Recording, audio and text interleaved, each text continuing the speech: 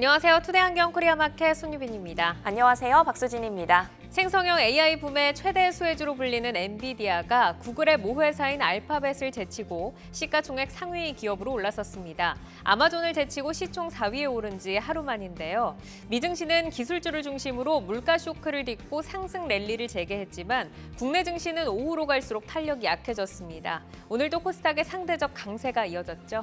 네, 어제에 이어서 오늘도 개인 수급이 코스닥 지수를 이끌었는데요. 초전도체, 가상화폐, STO 등 테마주들의 움직임이 활발했습니다. 특히 비트코인이 시총 1조 달러를 넘어섰다는 소식에 가상화폐 관련주들 일제히 급등세를 보였습니다. 개별 테마주의 움직임이 활발했던 하루, 투데이안경 코리아마켓 첫 번째 이슈픽의 주인공은 누구일까요? 네, 지난 13일 2월 MSCI 정기지수 조정 결과 발표로 편출입 종목들의 희비가 엇갈렸죠. 시장은 벌써 5월 정기 변경으로 관심이 이동하는 모습입니다. 투데이안경 이슈픽 첫 번째, 5월 MSCI 편입 후보 종목 미리 담아볼까입니다. 최근 밸류업 트렌드에 대한 관심이 높아지면서 주요 지수에 편입되는 종목의 수급이 쏠리고 있는데요. 전문가들은 지수 편입 호재가 선반영되는 추세로 미리 투자를 해야 한다는 의견입니다. 5월 신규 편입될 종목은 4월 중순 이후 시총과 유동성에 따라 결정이 되는데요. 현재 후보로 두산 로보틱스, 알테오젠, HD 현대일렉트릭, HPSP 그리고 엔캠 등이 거론이 되고 있습니다. 오늘 이 종목들의 흐름은 어땠나요? 네, 5개 후보 종목 중 대부분이 상승 마감했는데요. HD 현대일렉트릭과 HPSP는 나란히 신고가를 경신했고 연일 신고가를 다시 쓰며 달리던 엔캠은 4거래일 만에 하락으로 전환했습니다. MSCI 지수 이슈에 이은 투데이안경 이슈픽 두 번째 주제는요. 네, 투데이안경 이슈픽 두 번째, 액침 냉각 데이터 센터 시장 블루오션 급부상입니다. 액침 냉각은 비전도성 액체에 침전시켜 열을 식히는 차세대 열관리 기술입니다. 데이터 센터의 에너지 효율을 높이는 블루오션 시장으로 떠오르고 있는데요. 현재 글로벌 업체들이 시장을 주도하는 가운데 국내 업체들도 속속들이 진출을 하고 있습니다. 삼성물산은 국내 냉각 기술 전문 기업인 데이터빈과 협업을 해서 차세대 냉각 시스템을 자체 개발했다고 어제 밝혔는데 액침 냉각 관련주들이 주목을 받고 있죠. 네, 액침 냉각 관련 기술을 보유한 업체들로 관심이 집중되고 있는데요. 삼성물산은 3거래일 만에 반등했고요. 인성정보, GST, K엔솔 등이 동반 상승했습니다. 데이터 센터 시장의 블루오션으로 급부상한 액침 냉각, 관련주들의 기술력 그리고 경쟁력을 꼼꼼히 확인하시면서 대응하셔야겠습니다. 네, 투데이안경 이슈픽 종목 MSCI 액침 냉각 관련주 가운데서 뜨거운 관심을 모으고 있는 엔캠, HD 현대일렉트릭, GST 그리고 K엔솔입니다. 종목들의 최적화된 매매 타이밍을 포착해보는 매도의 기술, 지금부터 시작합니다.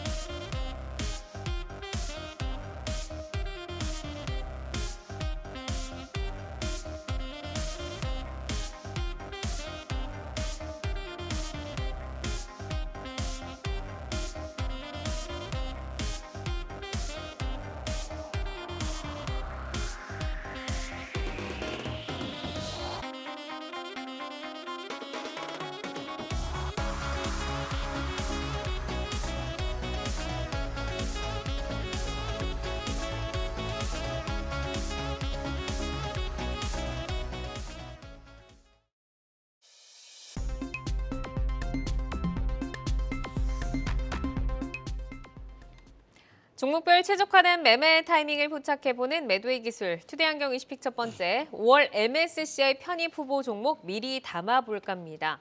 2월 MSCI 정기 변경이 발표가 되고 시장의 관심은 벌써 5월 변경으로 이동을 하고 있는데요.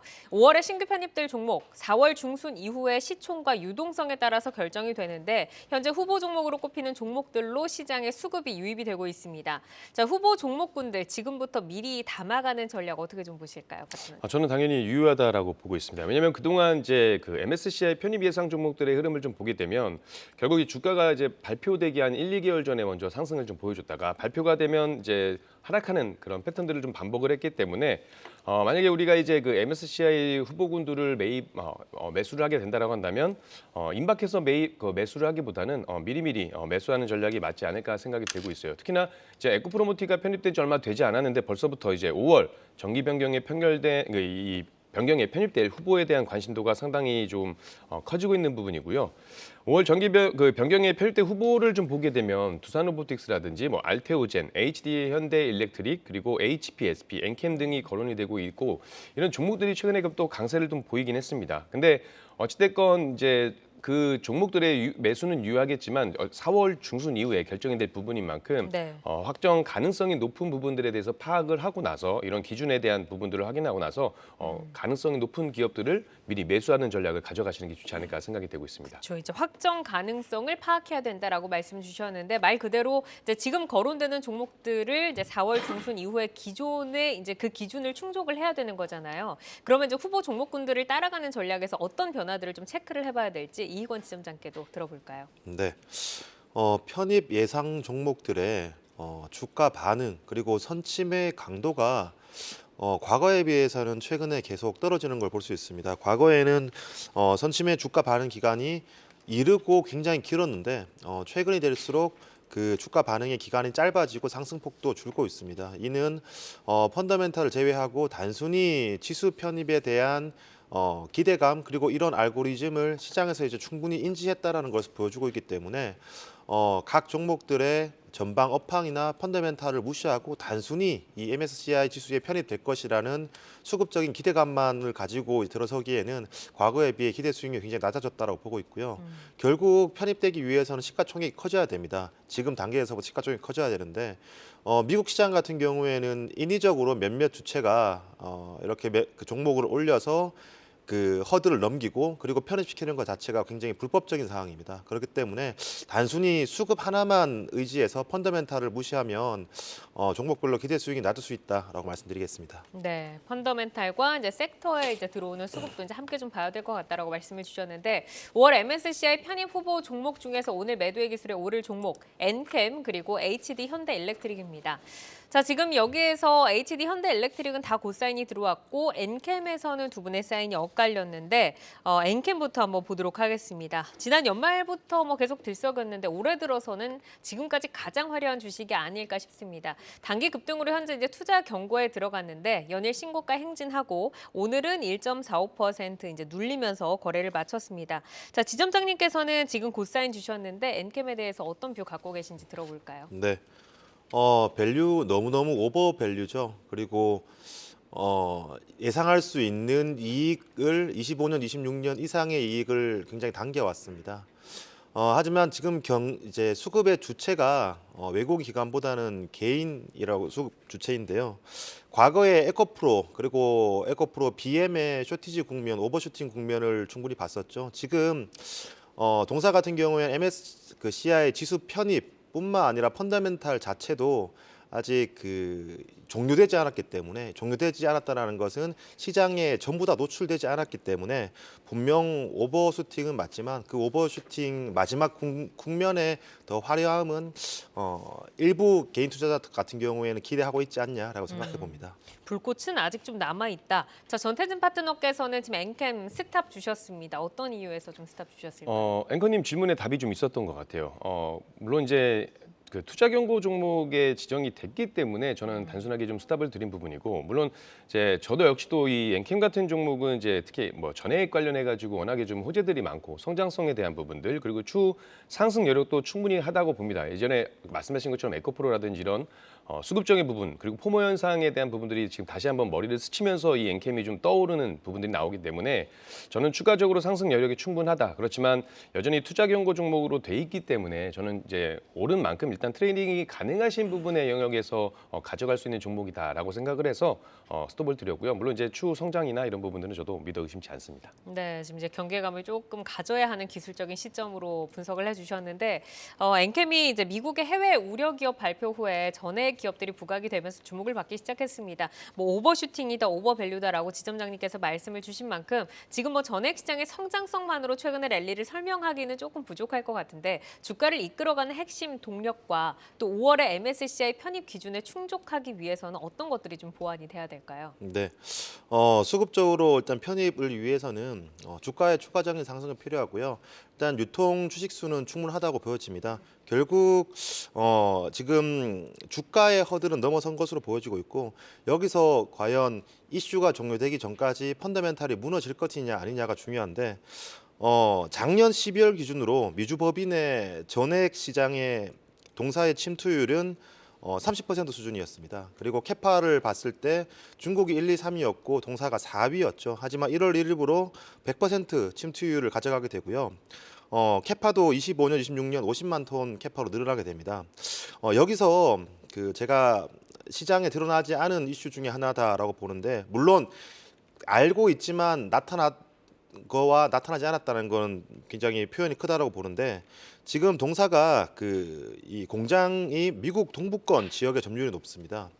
동부권은 점유율이 높은 반면에 서부권은 아직 진출을 앞두기 전 단계입니다. 우리가 아시다시피 테슬라의 공장 같은 경우에는 미국 지역의 서부권 영역에 있죠. 그렇기 때문에 향후 서부권 영역도 확대 가능하기 때문에 아직 편입이라는 호재가 확정되어지지 않았다는 것, 그리고 캐파라든지 추가 수주에 대해서 확정되지 않았다는 것, 물론 확정되고 나서 세론이 나올 수 있겠지만 그 전까지 아마 신규 매수자분들은 부담스럽겠지만 기존을 보유하신 분들은 안 팔지 않을까라고 생각해 봅니다. 보유자의 관점에서는 조금 더 이익을 즐겨볼 수 있는 시점이다라고 좀 말씀 주셨습니다.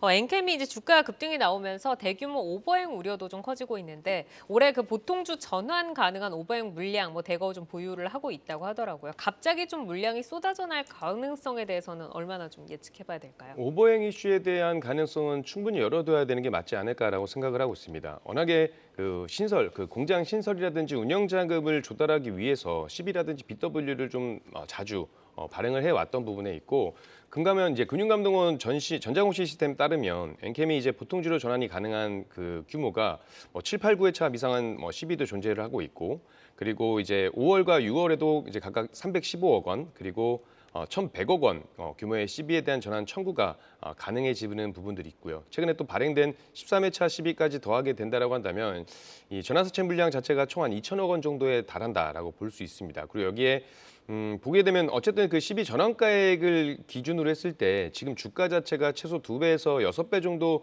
웃돌고 있는 흐름을 나와주고 있기 때문에 이 전환사채 CB 투자자들의 그 차익 실현 욕구는 충분히 나와줄 수 있다라고 예상이 되고 있고 상환우선주에 대한 이야기들도 있기 때문에 이 매도 물량에 대한 부분들은 충분히 가능성을 우리가 좀 열어둬야 된다라고 생각을 하면 다만 이 매도 물량이 들어온다라고 해서 주가가 정말 급락을 보이고 하는 부분에 대해서는 좀 의구심이 좀 들기는 합니다. 왜냐하면 지금 이 수급적인 개인들의 그 투자자가 선호하는 부분을 본다라고 한다면 충분히 물량 받아놓고 이 모멘텀이 존재한다고 한다면 저는 그 물량까지도 소화할 수 있는 능력은 나오지 않을까라는 생각을 하고 있어서 이 매도 물량, 오버행에 대한 가능성은 열어두되 일단 벌써부터 걱정할 필요는 없다라고 생각이 되고 있습니다. 지점장님께서 이제 고사인 주셨으니까 엔캠 보유자의 관점에서는 그럼 어느 정도의 금액대까지 조금 홀딩을 해보는 전략 가져가야 될까요?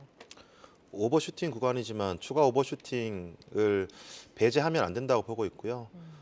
공매도를 제한한 것이 동사의 수급적으로 우호적이라고 생각됩니다. 만약 과거와 같이 공매도가 제한되지 않았다면 분명 그 상단도 더 막혔을 텐데 그런 수급적인 영향이 좀 우호적으로 작용하고 있고요. 네. 목표가는 31만 원 제시하겠습니다. 알겠습니다. 자, 이어서 HD 현대일렉트릭 넘어가겠습니다.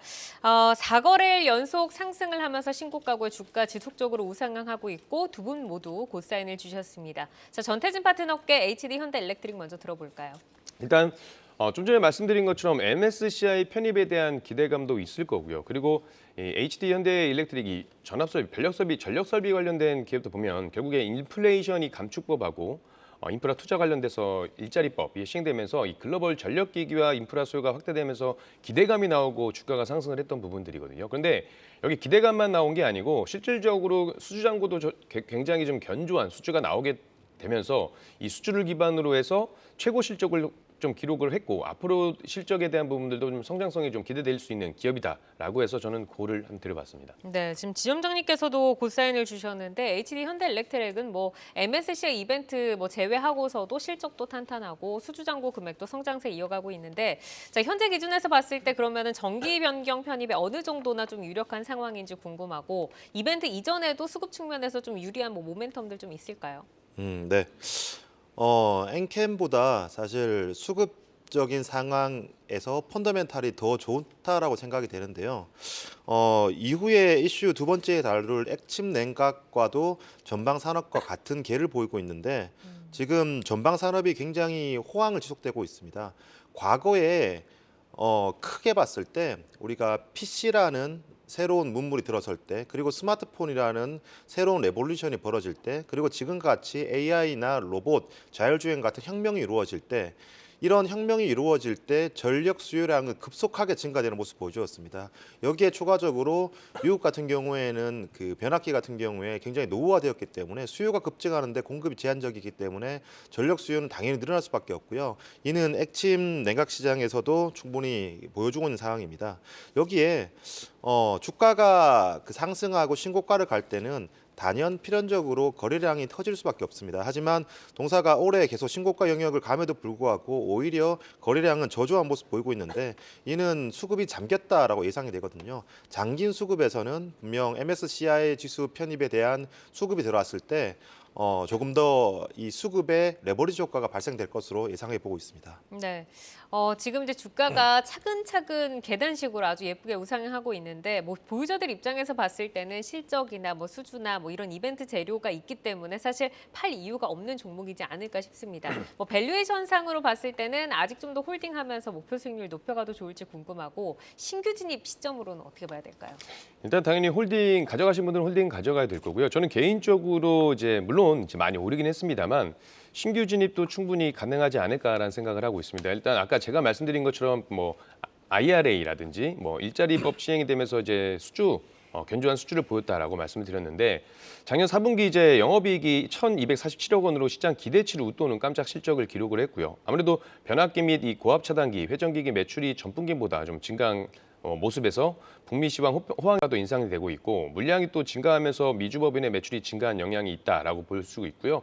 회사에서는 이제 올해 37억 달러 수준의 또 신규 수주 계획을 제시를 했고 북미와 중동을 중심으로 전력기기 수요가 증가하고 판가 이상이 된다라고 한다면 2027년 이후 매출분에 대한 부분들도 계약 논의가 이루어지면서 아마 연간 수주 가이던스도 충분히 달성할 수 있을 것이라 보고 있고 얼마 전에 네. 기사에서 보셨겠지만 이제 덴마크 해상풍력 기업과 이제 이 변압기 및 기자재를 수주하게 되면서 유럽 풍력 시장에도 처음 진출을 하는 모습들. 그래서 국제 에너지 기구에 따른 이 신재생 에너지 발전 비중에 따라서 실질적인 부분은 계속해서 좀 올라와 줄 수 있을 것이다라고 보고 있고 저 역시 마찬가지로 목표가는 13만 원 정도 예상을 했었고요. 만약에 신규 진입을 하시게 된다라고 한다면 좀 타이트하게 가져간다라고 한다면 11만 2천 원 정도 보시면 되겠지만 그래도 좀 여유 있게 보시고 싶으신 분들은 10만 8,500원 정도 잡아보시고 공략하시면 좋지 않을까라고 말씀드리고 싶습니다. 네, 알겠습니다. 목표가는 13만 원 정도 일차적으로 제시를 해주셨습니다. 자, 이어서 액침 냉각으로 가보겠습니다.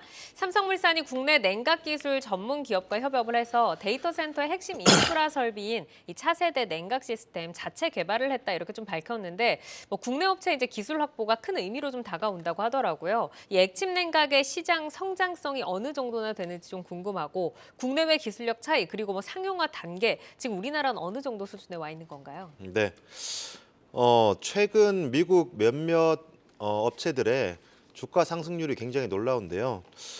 두 업체의 주가를 보겠습니다. 먼저 SMCI 같은 경우에 슈퍼 마이크로 컴퓨터 동사의 주가는 차트를 보시면 6개월 내지 7개월 만에 주가가 8배 상승을 했습니다. 그리고 다음 차트를 보시더라도 단기간 내에 매출액과 주가가 5배 이상 버티브 홀딩스 같은 경우 5배 이상 이렇게 상승하는 모습 보여주었는데 최근에 이런 그 HVAC라는 기업입니다.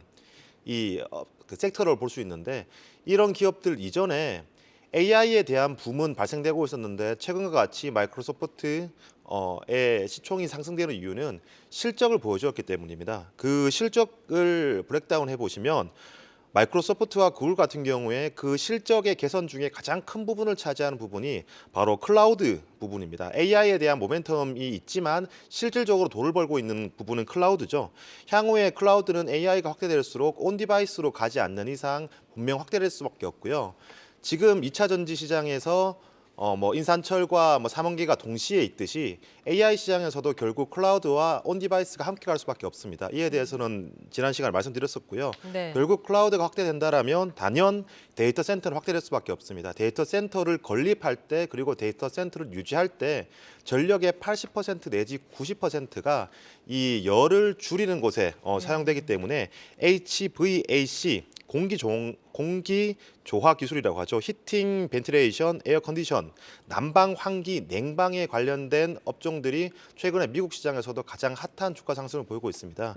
때문에 이들 마이크로소프트와 구글 데이터 센터에 직접 납품하지 않겠지만 여전히 액침 냉각에 대해서 국내 잘하는 기업들은 아무래도 건설 기반 그리고 인프라 기반의 업체들이 잘할 수밖에 없고요. 분명 시장이 확대된다라면 당장의 수준은 나오지 않겠지만 밸류에이션 리레이팅 요인은 될 거라고 보고 있습니다. 그러니까 데이터 센터가 늘어나는 이 시점에서 액침 냉각은 어쩔 수 없이 성장을 할 수밖에 없는 시장이다라고 좀 말씀을 주신 건데 지금 이제 용어도 조금 낯설고 투자자들은 관련 기업이라고 하는데 어떤 업체들이 좀 관련이 되어 있는지 생소한 부분들이 좀 많으실 것 같습니다.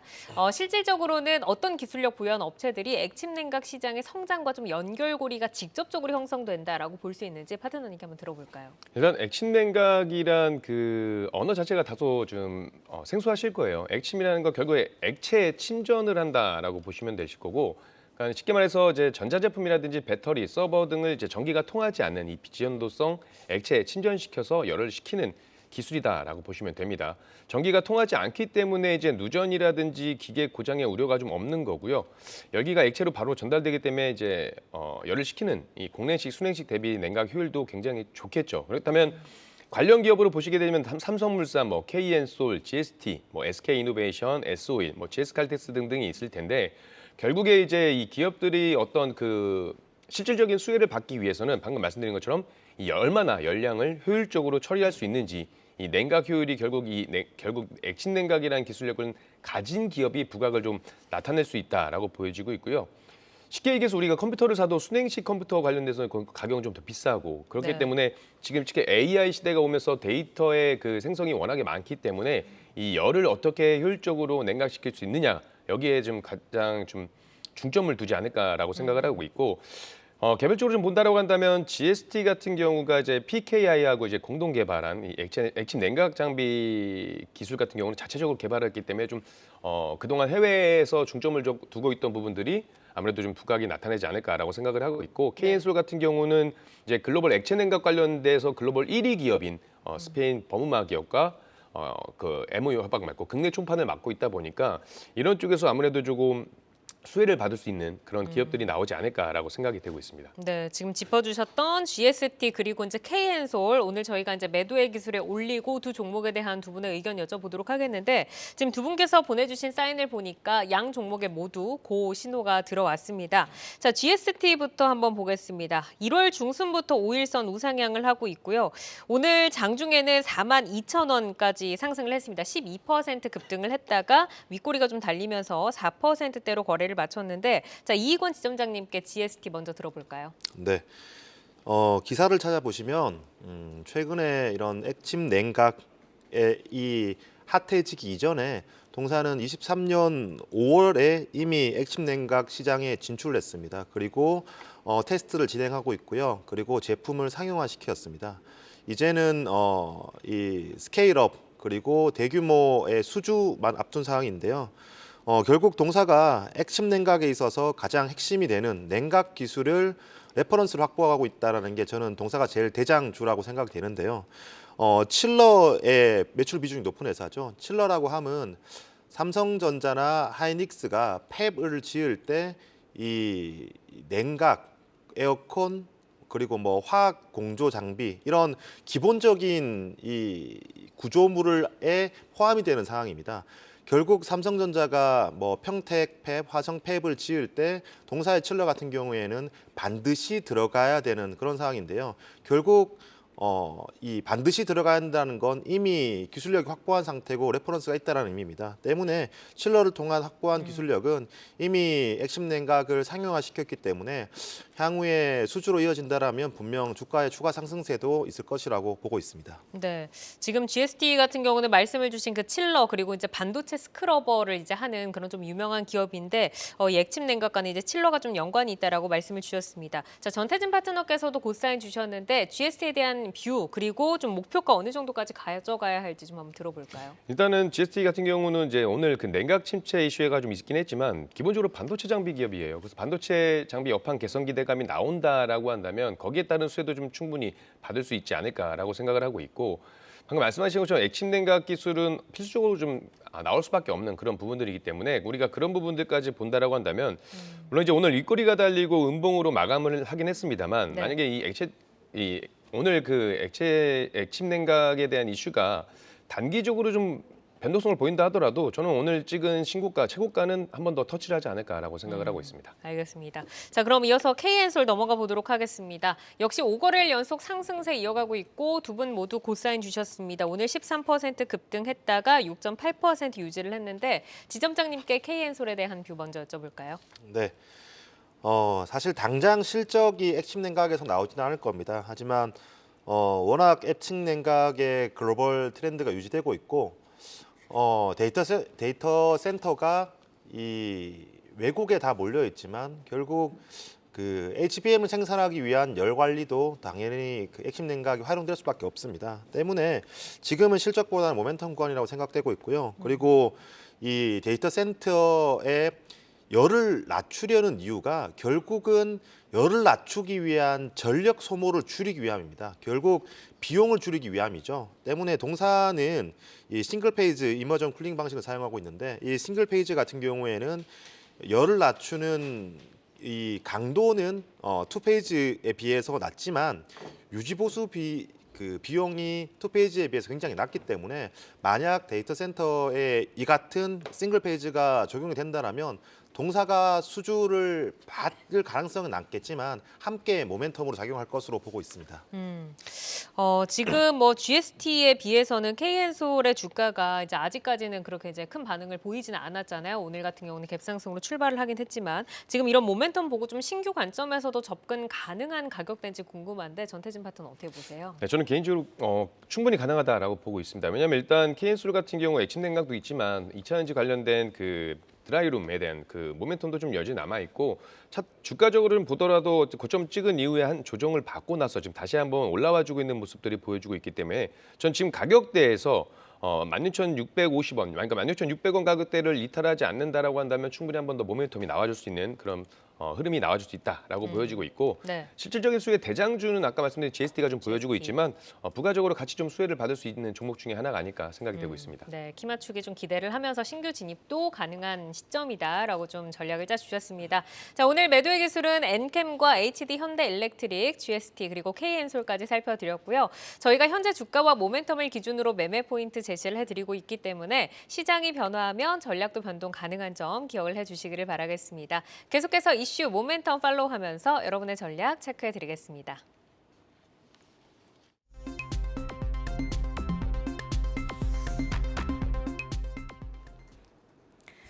네, 이 시간의 단일가입니다. 정규장 마감 후 오후 4시부터 6시까지 10분 단위로 시간의 단일가 거래가 이뤄지는데요. 거래량 위주로 종목들 짚어드리겠습니다. 그럼 코스피 상승률 상위부터 볼까요? 네, 코스피에서는 롯데 손해보험으로 시간의 거래 시작부터 거래량이 쏠리고 있습니다. 매각을 추진하고 있는 가운데 사상 최대 실적을 거두면서 기대감이 고조되고 있는 모습인데요. 현재 거래량 56만 주 이상을 동반하면서 강하게 치고 올라오고 있습니다. 6% 상승한 3,600원 터치를 하고 있고요. 코아스도 5%대 강세, 그리고 플레이그램 역시 4% 강세로 출발하고 있습니다. 이어서 코스닥 상승률 상위 체크해 보겠습니다. 네, 코스닥에서는 KD 그리고 K바이오 등이 올라와 있는데요. 코리아 FT 짚어드리겠습니다. 현대차가 주력 모델에 하이브리드를 적용한다는 소식에 연일 강한 모습을 보여주고 있는데요. 오늘은 보합권으로 쉬어가는 모습을 보였지만 시간에서 30만 주 이상의 거래량 동반하면서 5%의 강세 보여주고 있습니다. 6,020원 터치를 하고 있고요. 캠트로스도 한번 살펴볼까요? 삼성 SDI가 LFP 배터리 양산에 도전하면서 양극재 바인더의 핵심 소재를 생산하는 캠트로스도 연일 주목을 받고 있습니다. 오늘 1% 조정이 나왔지만 시간에서 상승 전환에 성공한 모습이네요. 5% 가까운 빨간불 켜면서 7,600원 선 지나가고 있습니다. 이번에는 코스피 하락률 상위 보겠습니다. 네, 코스피에서는 미래에셋생명 등 오늘 상승세를 보인 저 PBR주가 밀리는 흐름을 보이고 있는데요. 미래에셋생명 2% 넘는 약세 흐름 가져가면서 5,970원에 거래가 되고 있습니다. 자동화 설비 관련주인 삼익 THK도 1.8% 약세 흐름 보여주고 있고요. 오늘 리튬 2차 전지 관련 특허권 취득 소식에 급등세를 보였던 사마페인트, 윗꼬리가 달린 만큼 차익 실현 매물 나오고 있습니다. 1% 넘게 밀리면서 7,080원에 거래되고 있네요. 마지막으로 코스닥 하락률 상위 살펴보겠습니다. 네, 코스닥에서는 오늘 급등세로 마감한 신성 예스티 20% 넘게 급등하면서 신고가를 경신을 했는데요. 차익 실현 매물 나오면서 약세 흐름 가져가고 있습니다. 또 EM코리아도 급등하면서 마감을 했는데 시간에서 밀리면서 1%대 약세 흐름 가져가고 있네요. 이렇게 이 시각 시간의 단일가 살펴봤는데요. 잠시 후 시간의 단일가 특징주를 통해 더 자세한 내용 짚어드리겠습니다.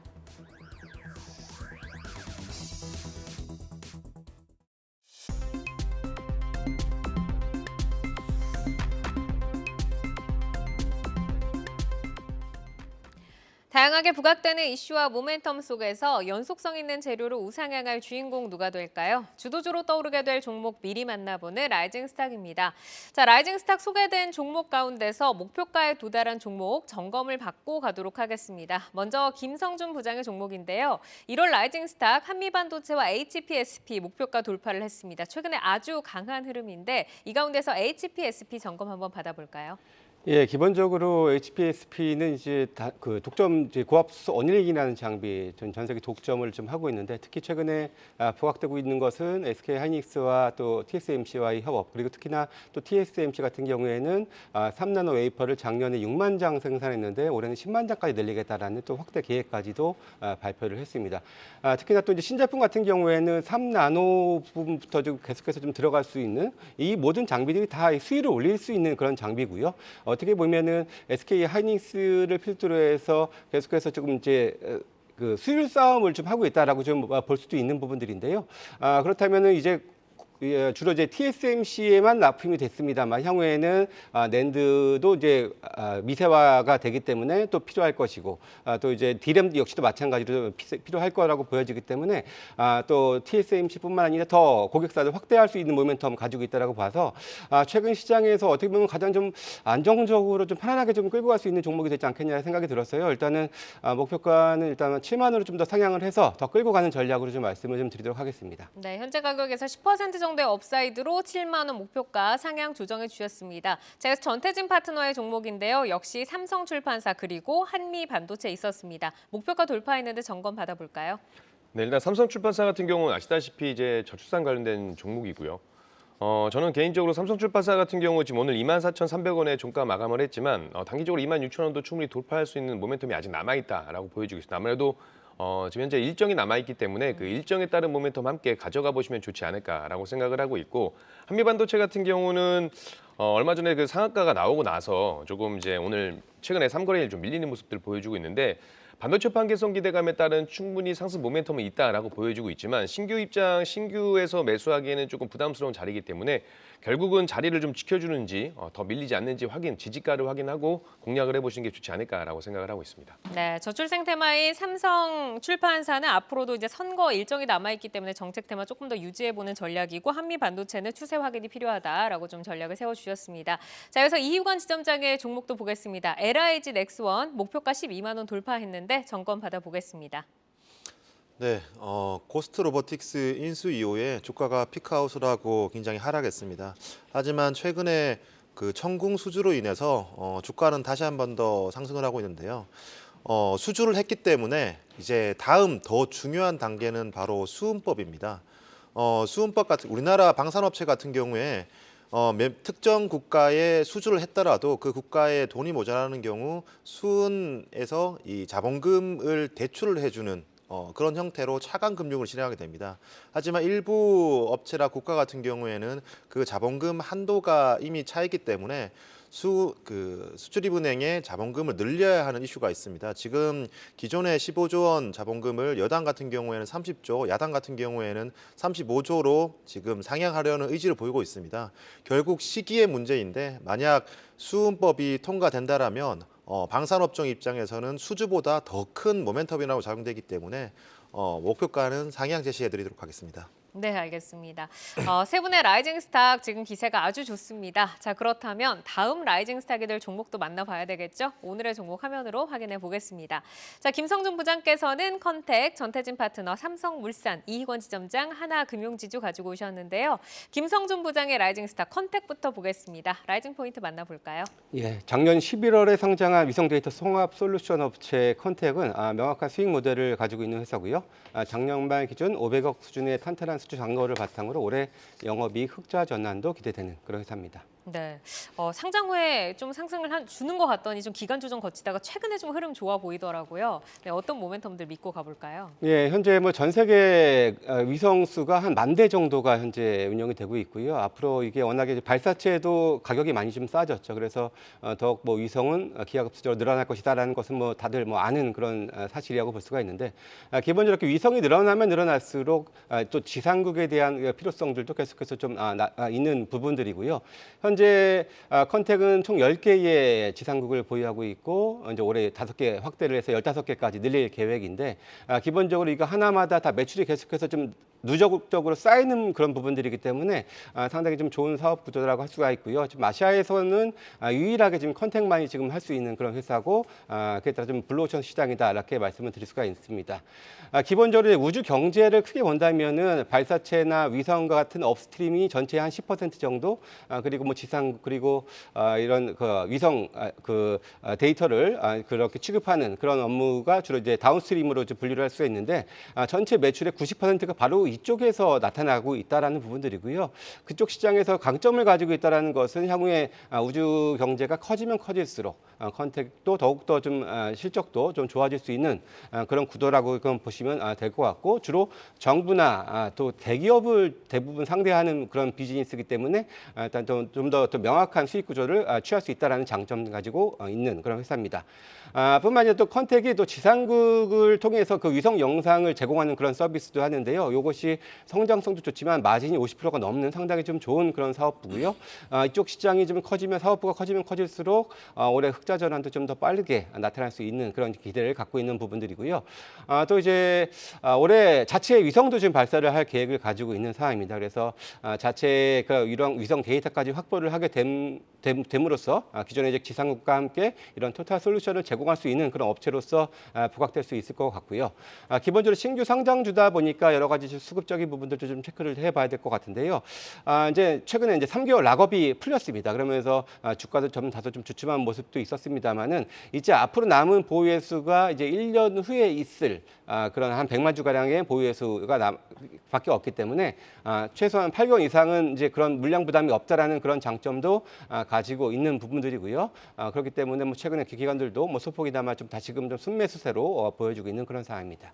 네, 그러면은 컨택의 목표가는 어느 정도로 좀 잡고 계실까요? 예, 일단 기본적으로 뭐 차트 보면서 말씀을 드릴 텐데요. 사실 이 회사가 공모가가 22,500원이었습니다. 근데 첫날부터 공모가를 바로 하회하면서 박스권을 좀 그런 양상을 좀 보여주고 있는 그런 흐름들인데요. 현재 종가가 18,000원대이기 때문에 여전히 공모가 대비 아래에 있는 그런 상황이다라고 좀 볼 수가 있고요. 지금 일단 1차적으로는 올해 1월 달에 기록했었던 한 25,000원 정도를 단기 목표로 제시를 해드리고요. 중기적으로 저는 충분히 3만 원 이상도 한번 트라이 해볼 수 있는 그런 회사로서 꾸준하게 좀 관심이 필요한 그런 회사라고 말씀드립니다. 네, 알겠습니다. 1차적으로는 25,000원 목표가 제시를 해주셨습니다. 자, 이어서 전태진 파트너의 라이징 스탁 보겠습니다. 삼성물산인데요. 라이징 포인트 만나볼까요? 아무래도 이제 저평가되어 있는 기업이고 주주 친화 정책에 대한 부분들이 아마 포인트가 될 거고 그렇다면 이제 정부에서 밀고 있는 이 기업 밸류업 프로그램 수혜를 충분히 받을 수 있는 그런 포인트가 있지 않을까 해서 가지고 나와봤습니다. 네, 이제 저 PBR 트렌드로 이제 삼성물산 지금 가지고 와 주셨는데 그 가운데서 삼성물산을 특히 보고 계신 이유는 어디 있을까요? 일단 삼성물산 같은 경우가 삼성그룹의 지주사 개념인 기업이겠죠. 삼성바이오로직스라든지 이제 삼성전자의 지분을 좀 많이 가지고 있는 기업이고 대표적으로 지금 PBR이 한 1배 정도 되는 그 저평가 기업이라고 보시면 됩니다. 근데 이 기업이 저평가를 받는 이유를 좀 보자라고 한다면 이제 가치 대비 명확한 주주 환원에 대한 부분들이 없었고 그리고 이 가지고 있는 지분 같은 경우가 이미 상장사로 이제 시장에 평가받고 있기 때문에 더블 카운팅 이슈가 되어 있었기 때문에 지금 저평가되어 있다라고 보여지고 있습니다. 근데 주주 환원에 대한 부분들을 좀 말씀드리게 되면 이 주주 환원의 보수적일 수밖에 없는 부분들이 지배 구조에 좀 있어요. 최대 주주 관련된 부분들이 있고 아무래도 최대 주주가 이제 삼성 오너일가 쪽에 지분 대주주가 좀 돼 있는 부분들이 있고 삼성그룹의 그 지배 구조상 정점에 있는 회사가 바로 이 삼성물산이고 그리고 오너일가가 이 지분을 통해서 삼성그룹을 경영권을 좀 유지할 수 있어야 되는 그런 부분들이 있다 보니까 아무래도 오너일가의 입장에서는 이 삼성물산의 그 지배율을 지분율을 절대적으로 지켜야 되는 기업이기도 합니다. 그래서 아마 좀 보수적이었던 부분들인데 최근에 이 주주환원 정책을 좀 강화 계획을 발표하면서 강세를 보였던 흐름들이 있어요. 보통주 주당 이제 2,550원의 현금 배당, 약 1조 원 규모의 자사주 소각을 결정하면서 주주 친화적인 정책을 펼쳤다는 부분이 아무래도 좀 모멘텀을 작용을 했다라고 보여지고 있고 여기에는 아무래도 그 사법 리스크 우려도 완화가 되는 부분들도 같이 가지고 있다라고 보여지고 있습니다. 여기에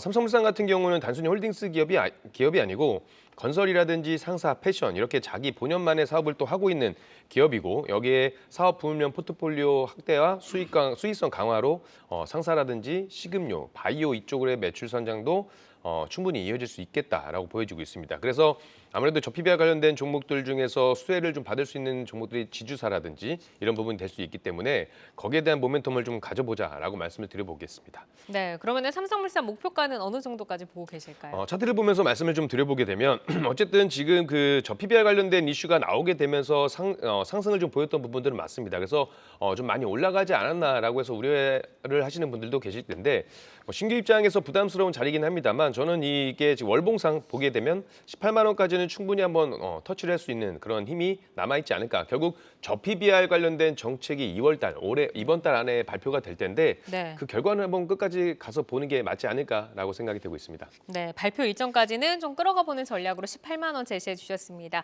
자, 여기서 이희권 지점장의 종목인데요. 하나금융지주 역시나 좀 동일한 포인트인 것 같습니다. 포인트 한번 만나볼까요? 네. 기업의 밸류업 프로그램 정말 우리 시장이 반드시 가야 될 방향이고 총선이 끝나면 이 정책 모멘텀을 끝날 것이라고 보는데 저는 올해 그리고 내년 심지어 AI 테마, AI의 모멘텀보다 더 큰 올해 한 해를 관통할 만한 이슈라고 보고 있습니다. 때문에 반드시 가야 될 길이고요.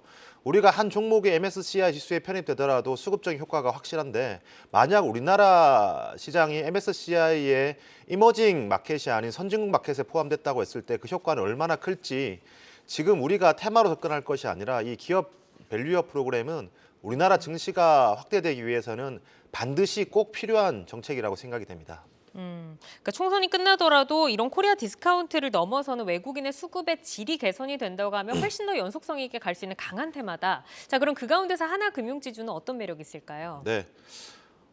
일단 밸류업 프로그램에 대해서 조금 더 첨언드리자면 작년에 외국인들이 코스피를 11조 원 가량 매수를 했습니다. 월로 나눠보면 1조 원 약간 안 되는 금액을 매수했죠. 하지만 1월 그리고 2월이 절반 정도 지났는데 외국인들의 코스피의 매수 금액이 9조 원이 넘습니다. 이 같은 속도는 역대 외국인들이 가장 많이 매수한 규모가 30조 원 정도가 되는데 2009년입니다. 이를 넘어설 만한 속도라고 생각되고 있고요. 분명 지금 코스피의 리레이팅은 시작이 되었습니다. 은행주 같은 경우에 과거에 주가의 주요 상관 계수는 바로 님이었습니다. 그 순이자 마진에 대해서 얼마나 그 이익을 내느냐. 그런데 이익을 내도 주가가 반영하지 않았죠. 이후에 주주 환원 비율에 따라서 동사의 주가들이 이제 바뀌고 있는데 이는 국내에만 나타나는 현상이 아니라 이미 과거에 미국 시장 은행주들의 공통적인 특성이었습니다. 이제 미국 시장 은행주들은 님이 아닌 주주 환원 비율에 따라서 주가가 움직이고 있는데 우리나라 시장도 큰 틀을 봤을 때 이렇게 움직이고 있다고 생각되고요. 동사가 ROE가 ROE 전망치가 9.3%, 10%를 감안한다라면 현재 PBR이 0.4배 미만의 구간입니다. 만약 이 PBR이 0.8배까지만 가더라도 주가는 2배가 올라가게 되는데 동사의 그 매입 소각되는 규모가 1,500억 그리고 주주 환원율이 기존 예상치가 27%에서 33%까지 예상하고 있습니다. 때문에 당장 버는 돈은 그대로다고 하지만 주주 환원율이 높아진다라면 이 디스카운트가 단연 해소될 수밖에 없습니다. 그래서 차트만 보면 굉장히 높아져 있는데 분명 6개월, 1년 지나면 지금의 구간은 지나고 보면 굉장히 낮은 상승률일 수밖에 없는 구간이고요. 결국 우리나라 시장이 5,000포인트를 가기 위해서는 이 밸류업에 대해서 확대를 해야 된다라고 강력하게 말씀드리겠습니다. 네, 바로 목표가까지 들어볼까요? 네, 매수가 현재가 목표가 69,000원, 손절가 52,000원 제시해드리겠습니다. 네, 일단은 69,000원의 목표가 제시를 해주셨습니다. 내용 잘 참고를 해보시기를 바라겠고요. 오늘 함께해 주신 두 분 인사드리겠습니다. 전태진 와운의 파트너, 이희권 메리츠증권 광화문 지점 지점장 여기서 인사드리겠습니다. 고맙습니다. 시간의 단일가 특징주 탑5입니다. 5위부터 바로 확인해 볼까요?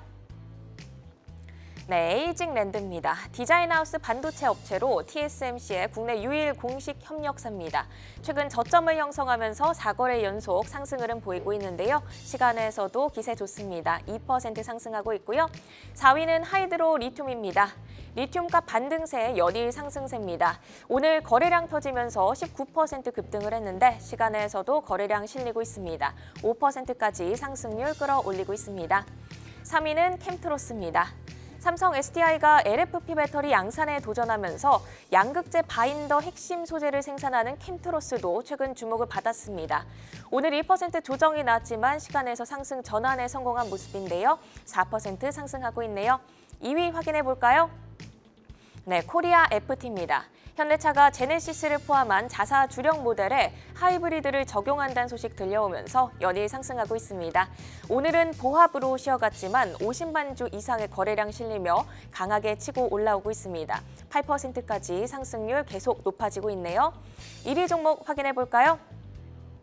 네, 롯데 손해보험입니다. 1월 말부터 저 PBR주로 주목받는 가운데 지난해 역대 최대 실적으로 M&A 기대감이 재부각되고 있습니다. 오늘 오후 들어 하락폭을 줄이면서 보합권에서 마감을 했는데요. 시간에서 대규모 거래량 실리면서 현재 6% 상승하고 있습니다. 특징주로 짚어볼 텐데요. 롯데 손해보험 다시 달릴 에너지를 비축했다고 볼 수 있을까요?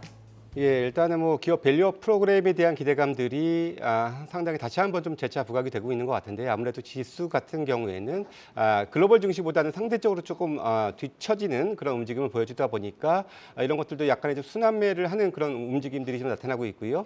오늘 대부분 좀 저 PBR주들이 다시 한번 또 시장에서 좀 각광을 받고 있는 부분들이고요. 특히 롯데손해보험 같은 경우에는 지금 시간에서도 상당히 좀 강세를 보여주는 것들이 물론 이제 현재 PBR은 한때 0.3대에서 지금 한 0.7대까지로 좀 많이 올라오긴 했습니다만은 그래도 여전히 뭐 1배 미만으로서 계속해서 뭐 시장에서의 주목을 받는 부분들이고요. 역시 또 이제 사모펀드로 이제 인수가 이렇게 됨으로써 되면서 계속해서 지금 실적도 좀 탄탄하게 지금 올라오고 있는 그런 움직임까지 좀 나타나고 있고 최근에 뭐 자동차 손해율도 많이 좀 떨어지고 있는 그런 실적적으로 좀 좋아지는 그런 구간들이 나타나고 있기 때문에 최근에 좀 흐름과 상당히 좀 궤를 좀 같이 할 수 있는 그런 종목이다라고 말씀을 드릴 수 있겠습니다. 네, 역대 최대 실적으로 몸값을 증명한 롯데 손해보험 진단을 해봤고요. 2위 코리아 FT도 살펴보겠습니다. 현대차의 인도 상장 이슈 그리고 제네시스의 하이브리드 출시 소식에 연일 주목도가 높아지고 있습니다. 4거래 연속 상승 후 오늘 보합에서 마감했지만 시간에서 강하게 치고 올라오고 있는데요. 내일장 어떻게 방향을 잡고 대응하는 게 좋을까요? 예, 일단 뭐 카본 캐니스터라는 그런 친환경 부품을 만드는데 주로 전기차와 하이브리드에 공급을 하는데 특히나 이제 하이브리드 같은 경우에는 전기차보다 2배 이상의 단가를 받기 때문에 수익성이 상당히 좋은 그런 부분들입니다. 특히나 최근에 크게 부각되는 그런 가장 큰 이유가 현대차가 이제 주력 차종인 제네시스에도 이제 하이브리드를 적용하겠다라고 해서 내년부터 바로 출시를 하겠다라는 발표를 함과 함께 지금 최근에 기관 외국인 수급도 상당히 좀 양호한 움직임 좀 보여주고 있는 사항인데요. 작년 기준으로서는 현대차가 하이브리드 차량의 매출 비중이 9.3%였습니다. 하지만 2030년까지 16%까지 크게 좀 올릴 것이다라는 그런 계획도 밝힌 바 있기 때문에 관련된 부분들에 있어서 계속해서 좀 주목을 받고 있는 부분들이고요. 일단 상대적으로 조금 많이 알려지진 않았습니다만 최근에 상당히 좀 크게 부각이 되고 있고 좀 주목해볼 만한 회사다 말씀드릴 수 있겠습니다. 네, 이렇게 시간의 특징주 함께 살펴봤습니다. 함께 해주신 김성준 하이투자증권 도곡 WM센터 부장은 여기서 인사드리겠습니다. 고맙습니다. 글로벌 증시 브리핑 전해드립니다. 중화권이 휴정한 가운데 오랜만에 개장한 가권지수가 3% 넘는 상승을 보여줬고요. 항생지수도 상승 전환에 성공해서 0.5% 오름세 보여주고 있습니다. 한편 중국이 지난해 역대 최고 수준의 청년 실업률을 기록했습니다. 이 가운데 중국 정부가 취업 지원을 위해서 투입한 금액은 한화로 56조 원에 이르는 걸로 나타났는데요. 과연 경제 회복 효과가 있을지 잘 지켜보시면 좋겠습니다. 이어서 나스닥 선물지수도 체크해봅니다. 이 시각 현재 소폭의 상승세 0.19% 오름세 보여집니다. 드디어 오늘 밤 미국에서는 미국의 1월 소매 판매 지표가 발표됩니다. 두 번의 고용 지표와 CPI 대해 실망한 상황에서 소매 판매도 견조하게 나온다면 중립금리 상향 우려가 커질 수도 있는데요. 확인해 보시면 좋겠습니다. 지금까지 글로벌 증시 브리핑 전해드렸습니다. 투데이안경 코리아마켓 저희가 준비한 소식은 여기까지입니다. 오늘도 함께 해주신 여러분 고맙습니다.